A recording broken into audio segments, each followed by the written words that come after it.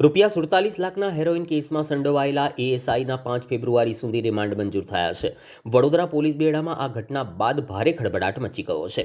₹47 લાખના હેરોઇન કેસમાં આરોપી બનેલા એએસઆઈ લક્ષ્મીકાંત દેસાઈના આગામી 5 ફેબ્રુઆરી સુધીના પોલીસે રિમાન્ડ મેળવ્યા છે।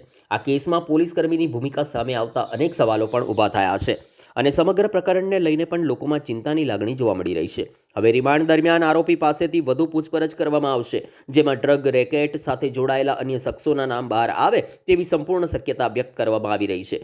તપાસ એજન્સીઓ દ્વારા આ સમગ્ર મામલાની ઊંડાણપૂર્વક તપાસ કરી રહી હોવાનું પણ જાણવા મળ્યું છે।